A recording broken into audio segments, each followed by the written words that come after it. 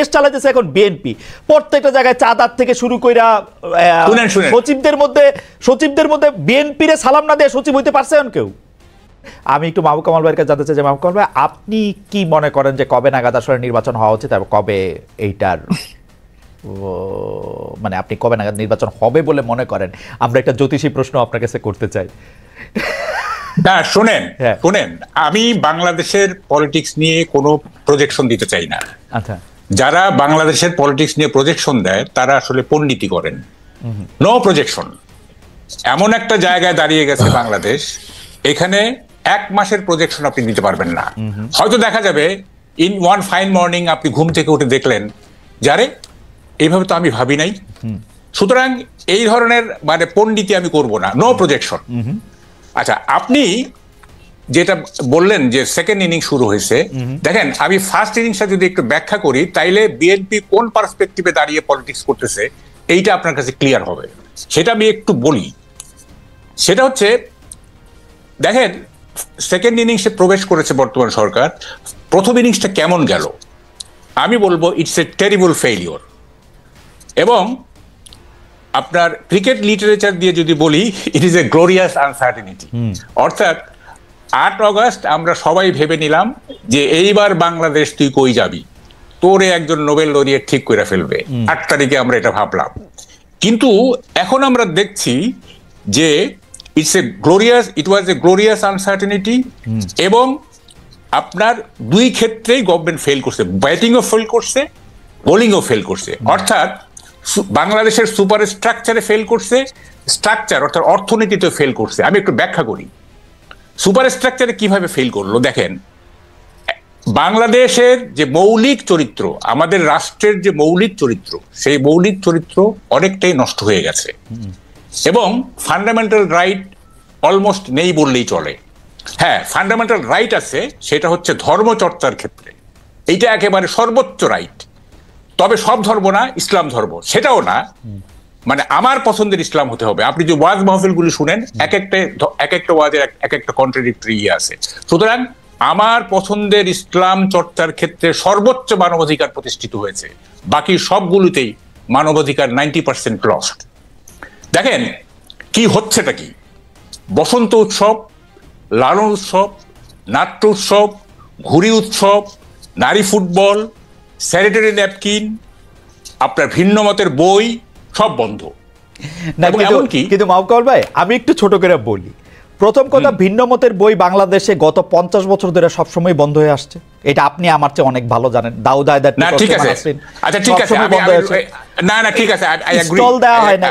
Sanitary napkin ওরা আবার বেচবে বলছে, দিবে, কোনো সমস্যা নাই। শুনেন, এগুলি আমি পরে ব্যাখ্যা করবো। আপনি আপনার তো সময় নাই। যাওয়া হয় সেখানে মহিলারা গিয়ে একসঙ্গে বসে চা খাচ্ছিল, সেটা নাকি মহিলারা একত্র হয়ে চা খেতে পারবে না, তাদেরকে ওখান থেকে উঠিয়ে দেওয়া হয়েছে। তারপরে এখন কি দাঁড়াইছে যে বাংলাদেশে ঈদ ছাড়া, ঈদের উৎসব ছাড়া আর কোনো উৎসব পালন করা যাবে না। এবং এখন দেখেন এমন একটা অবস্থা দাঁড়াইছে যে আপনি যে কোনো কাউকে আপনি ভিকটিম করে ফেলতে পারবেন, যে কোনো কাউকে, এনিবডি ইন বাংলাদেশ। কিভাবে দেখেন, মানে একটা ইংরেজিতে একটা কথা আছে, if you want to kill a dog give him a মানে ব্যাড নেম। আপনি জাস্ট একটা বদনাম দিয়ে দিবেন, এই তুই ব্যাংকে টাকা রাখছিস, তুই সুদ খাস, তোর কল্লা যাবে, এই তোর ওটা রাখিস নেই কেন? তা আপনি বললেন যে আমি তো 2 বেলা ওষুধ খাই, চলবে না, বাস ভিকটিম হয়ে গেলেন আপনি। এরকম একটা অবস্থা দাঁড়ায় গেছে বাংলাদেশে।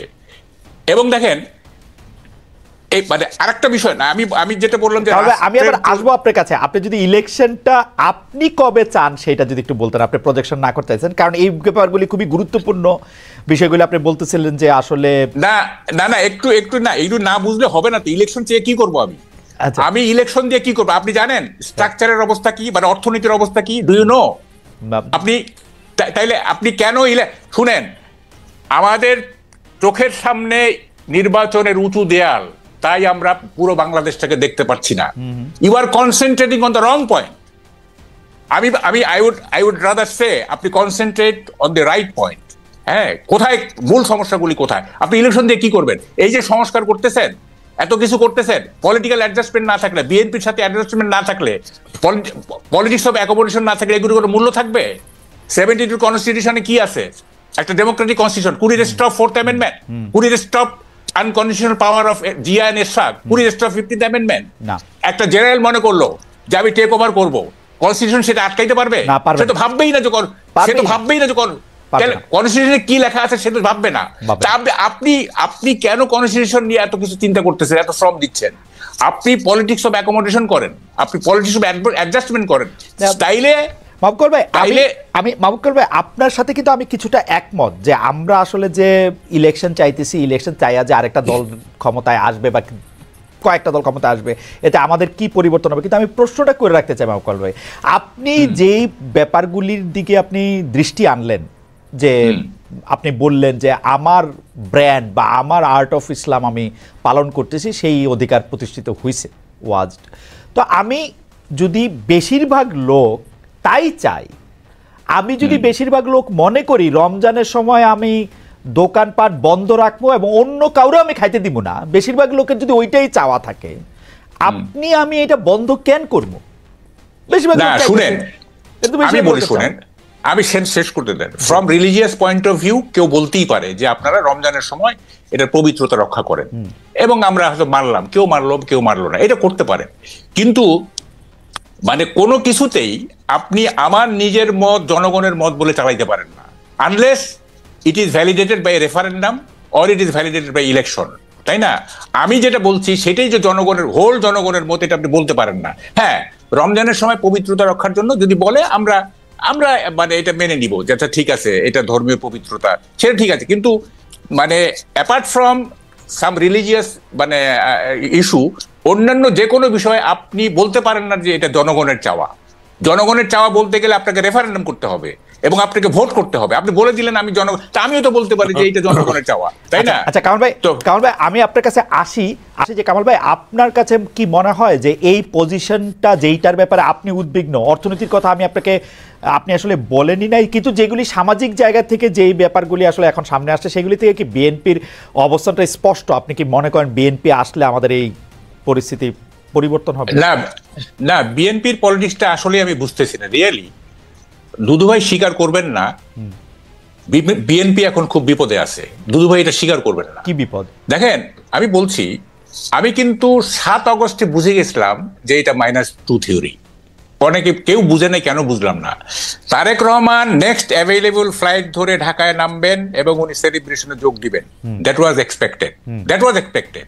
যেখানে আনসারুল্লাহ টিমের ইয়েকে ছেড়ে দেওয়া হয়েছে, তারপরে শিবিরের আপনার চিটাগাং এর ইয়েকে ছেড়ে দেওয়া হয়েছে, তারপর আরো অনেক জঙ্গি ছেড়ে, তারেক রহমানকে প্রেসিডেন্টের এক কলমের খোঁচায় উনি মানে কি বলে অ্যাকুইটেড হয়ে যাবেন এবং উনি চলে আসবেন, সেলিব্রেশনে যোগ দিবেন। তিনি আসলেন না। যখন আমি 8 তারিখ পর্যন্ত ওয়েট করছি, যখন দেখলাম যে 8 তারিখ পর্যন্ত তিনি আসলেন না, আমি বুঝে গেছি কেস খারাপ। তিনি কেন আসেন? হ্যাঁ, আসতে দেওয়া হয় নাই। Simple as that. K stop করবে তারেক সাহেবকে আসার জন্য?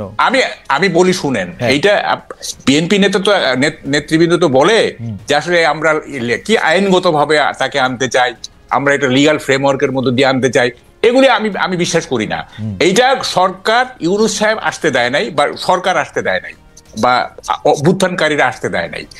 এটা প্লেন অ্যান্ড সিম্পল। এবং দেখেন, এখনো পর্যন্ত কিন্তু তারেক রহমান আসতেছে না। এবং এখনকার সিনারিওটা কি? আপনার তো সময় কম।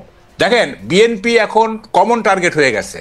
কমন টার্গেট এখানে জামাত বিএনপির বিরোধিতা করতেছে, বৈষম্য বিরোধীরা বিএনপির বিরোধিতা করতেছে, সরকার বিএনপির বিরোধিতা করতেছে। এবং আজকে যে কুয়েটের ঘটনাটা, এটা খুবই সিগনিফিকেন্ট। আমি কয়েকদিন আগে তৃতীয় মাত্রায় বলে আসছি যে আমি একটা রক্তাক্ত বাংলাদেশের ক্যানভাস দেখতে পাচ্ছি, একটা রক্তাক্ত বাংলাদেশ। এবং সেইটা আমার এই প্রেডিকশন ভুল হওয়ার কথা। আমার কোনো প্রেডিকশনই ভুল হয়নি, যাকগে, অত ক্রেডিট নিতে চাই না আমি। কথাটা হচ্ছে যে একটা রক্তাক্ত বাংলাদেশের দিকে এগিয়ে যাচ্ছে। কামাল ভাই, আপনি এমন একটা কথা বলছেন যেটা আপনি আসলে আগেও আপনার লেখা এটার মধ্যে ইঙ্গিত আছে, কিন্তু আমি এই কথাটার সাথে সাংঘাতিক রকমের দ্বিমত পোষণ করি। আমি মনে করি তারেক সাহেব বাংলাদেশে এখন ফিরে নাই, এটা তারেক সাহেবের চয়েস। উনি কেন ফিরতেছে না সেইটা দুদুভাই কিছুটা হইলে বলতে পারবে, কিন্তু বৈষম্য বিরোধী ছাত্র আন্দোলন বা ডক্টর ইউনূস তাকে ফিরতে দিতেছে না, এই ক্লেমটার পক্ষে আপনার যুক্তিটা কি? দেশ চালাইতেছে এখন বিএনপি, প্রত্যেকটা জায়গায় চাঁদার থেকে শুরু কইরা সচিবদের মধ্যে বিএনপিরে সালাম না দিয়ে সচিব হইতে পারছে কেউ? শুনেন শুনেন শুনেন, বিএনপি কে না, আমার একটা হচ্ছে যে আপনি একটু অন্যভাবে বলছেন। সরকারি সবকিছু দখল করতেছে জামাত, আর বেসরকারি জিনিস দখল করতেছে না, জামাতের কাছে গেছে হচ্ছে স্কুল কলেজ, না না অন্যান্য ক্ষেত্র গেছে, যাই হোক এখন সেটা কথা না। কথাটা হচ্ছে যে এই মুহূর্তে যদি তারেক রহমান বাংলাদেশে আসে, হ্যাঁ, তাইলে মানে উনি পুরো জিনিসটা ওনার গ্রিপে চলে আসবে, হোল নেশন তার পিছনে চলে যাবে। তারপরও কেন উনি আসতেছেন না, কি কারণে?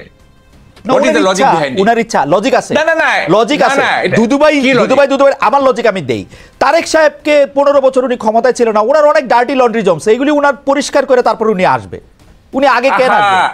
না না শুনেন শুনেন, দেখেন 5ই আগস্টের পরে তারেক রহমান যে ধরনের মানে ভূমিকা নিছেন, যে ধরনের বক্তব্য দিচ্ছেন, ওনার ইমেজ অলরেডি মানে কি বলে যে পুনর্বহাল হয়ে গেছে। ওনার কিছু ইমেজ খারাপ ছিল, মানে এই 2001 থেকে 2005 পর্যন্ত কিছু খারাপ হয়েছিল, এখন এটা পুনরুদ্ধার হয়ে গেছে। এখন আর উনি কেন ওয়েট করবেন আমি তো এটি বুঝতেছি না। হ্যাঁ, উনি একটা ডেমোক্রেটিক পার্সোনালিটির ইমেজ ডেভেলপ করছেন এই গত 6 মাসে। উনি শান্তিপ্রিয় একজন নেতা হিসেবে নিজেকে মানে এস্টাবলিশ করছেন।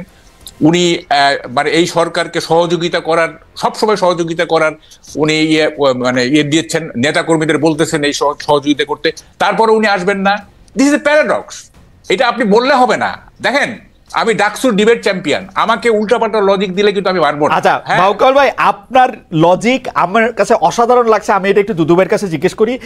দুদু ভাই, আপনার কাছে কি মনে হয়? আমি শুধু একটা জিনিস আপনাকে বইলা রাখি, বাউকাল ভাই, এই পর্যন্ত সরকার আসার পরে যা কিছু হয়েছে বিএনপি চায় না এরকম কোনো কিছু না। আমি খালি আপনার মনে করা দিতে চাই, এই বৈষম্য বিরোধী ছাত্রদের আন্দোলনের মধ্যে এটা হয়েছে, তারা প্রেসিডেন্টের সরাতে চাইছিল, পারে নাই। তারা সংবিধানের প্রোক্লেমেশন দিতে চাইছিল, পারে নাই, কারণ বিএনপি চায় নাই।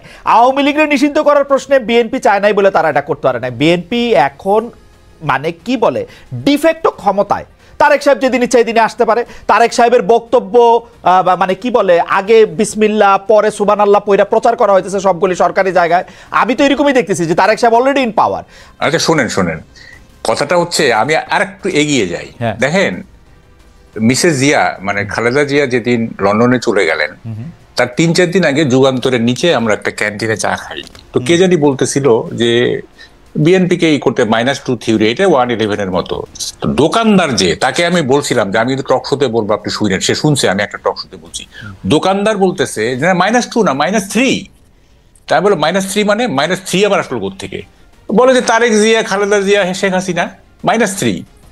মানে সে বলতে চায় খালেদা জিয়াকে আসতে দেওয়া হবে না। আমি এটা আই ডো নট এন্ডোর্স, সে বলতেছে আর কি, দোকানদার কিন্তু সে, হ্যাঁ, এইভাবে সে ভাবতেছে। যাই হোক, এখন দেখেন মানে বিষয়টা কোথায় গিয়ে দাঁড়াইছে। এই যে মানে স্থানীয় সরকার আগে না কি বলে যে জাতীয় নির্বাচন আগে, এইটাতে যে এই যে গভর্নমেন্ট উপদেষ্টারা বা গভর্নমেন্ট যে স্থানীয় সরকারের পক্ষে নিল, মানে এটার পক্ষে থাকলো, এটার কারণটা কি? এইটার কারণটা হচ্ছে যে বিএনপি কে মার্জিনালাইজ করা। তারা ক্ষমতায় থেকে ছাত্রদের দিয়ে তারা গ্রাসরুট লেভেলে অর্গানাইজেশন করবে, অর্গানাইজেশন শেপ একটা ভালো জায়গায় ভালো একটা অর্গানাইজেশনের শেপ দিয়ে তারপরে তারা ন্যাশনাল ইলেকশনে পার্টিসিপেট করবে, যাতে তারা ন্যাশনাল ইলেকশনে জিততে পারে। এটাই তো উদ্দেশ্য, এছাড়া আর কি উদ্দেশ্য থাকতে পারে? না না, এখন আমার উদ্দেশ্য থাকতে পারে আমি বাংলাদেশের বা পৃথিবীর সবচেয়ে বিলিয়নিয়ার হইতে চাই, এটা একটা উদ্দেশ্য হইতে পারে, কিন্তু এটা ফলাফল তো আমি দেখতে পাচ্ছি 3 সিট। হ্যাঁ 3 সিট ম্যাক্সিমাম।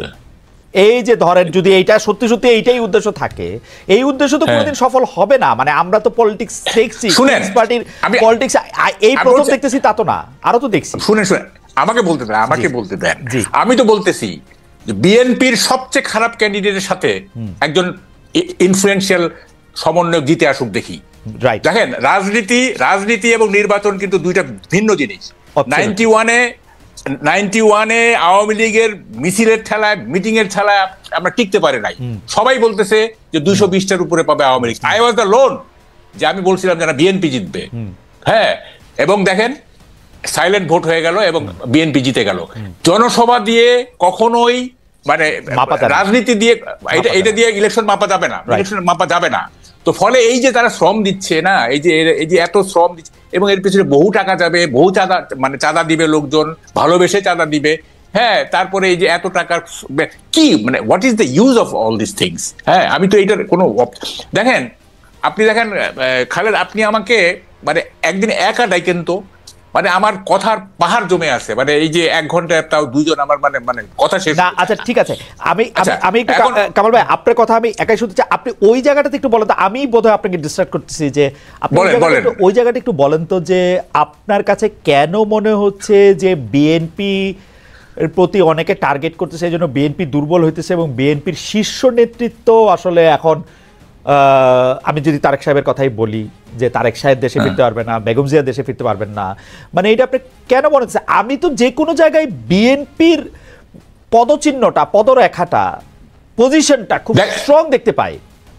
দেখেন, বিএনপিকে এখন যেমন আমি পার্সোনালি যেটা মনে করি, যে আলট্রা ইসলামের চাইতে বিএনপি যেহেতু মডারেট ইসলাম পার্সু করে, এই মুহূর্তে বিএনপি হচ্ছে মানে একটা আদর্শ, মানে যেহেতু আওয়ামী লীগ নাই, অন্য কেউই নাই, মানে বড় দল কেউ নাই, সুতরাং বিএনপি এখানে মানে এই যে মডারেট ইসলামের মধ্য দিয়ে, এবং তার মধ্যে যেহেতু জিয়াউর রহমান সাহেব মুক্তিযুদ্ধের একজন বিরাট নেতা এবং স্বাধীনতার ঘোষণা পাঠকারী, সুতরাং মুক্তিযুদ্ধ থাকলো, মডারেট ইসলাম থাকলো, একটা মিক্সচারের মধ্য দিয়ে আমরা আগায় যাব, এইটা আমি পার্সোনালি বিলিভ করি। এবং আমি বিলিভ করি এইটা শিক্ষিত লোকদের সবাই এটা মনে করে, যে একটা মডারেট ইসলাম প্লাস মুক্তিযুদ্ধের চেতনা, যেহেতু জিয়াউর রহমান বিএনপির প্রতিষ্ঠাতা, হ্যাঁ, he had a magnificent role in liberation, হ্যাঁ, তো ফলে এই দলটা যদি মডারেট, যেহেতু বাংলাদেশ মানে ধর্মপ্রবণ একটা জাতি, হ্যাঁ, সুতরাং আলট্রা ইসলাম, ওই মানে কি বলে যে একেবারে ফান্ডামেন্টাল, সেগুলো মডারেট ইসলাম এবং মুক্তিযুদ্ধ মিলায় একটা সোসাইটি আমরা গড়ে তুলবো,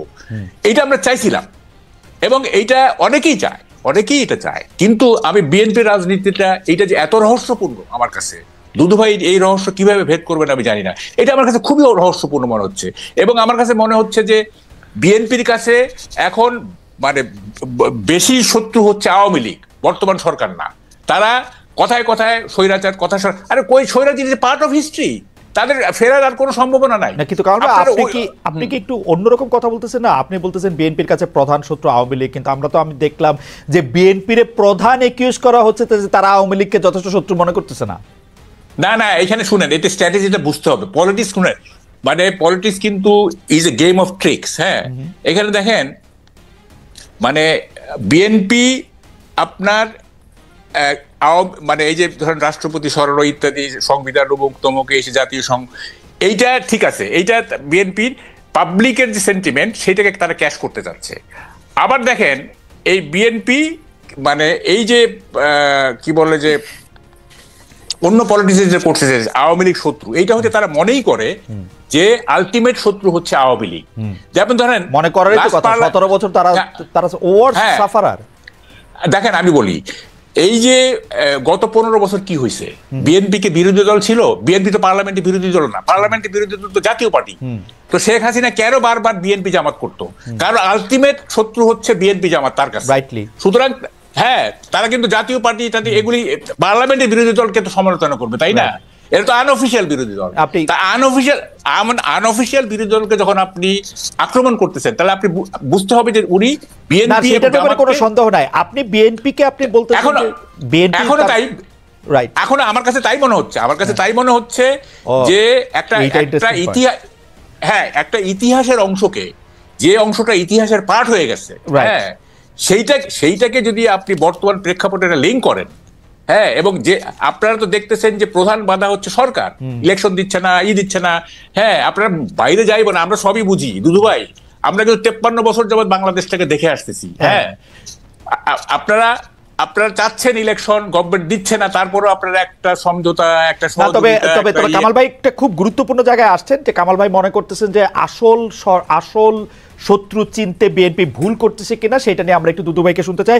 দুদু ভাই, আমি মাঝখানে একটু বলেও রাখি, প্রধান উপদেষ্টা অধ্যাপক ডক্টর মোহাম্মদ ইউনূস হয়তো মানে পলিটিক্যাল দলগুলিকে ইন জেনারেল, এবং আমার কাছে মনে হয় যে স্পেসিফিকলি আপনি আপনার উপরেও নিতে পারেন বা বিএনপির উপর নিতে পারেন, যে রাজনৈতিক দল কোনো ইস্যুতে একমত হয়েছে কিনা, সংস্কার কোনটা চায় বা না চায়, সেটা ওয়েবসাইটে দিয়ে দেওয়া হবে, এবং এতে করে বোঝা যাবে যে আপনারা কি চান না চান। কারণ একটা কথা আপনাদের উপরে এসে পড়তেছে যে বিএনপি আর আওয়ামী লীগ আসলে একই জিনিস, সেই জন্য তারা সংস্কার চায় না, তারা যেনতনভাবে একটা নির্বাচন করে শুধু ক্ষমতায় বসতে চায়।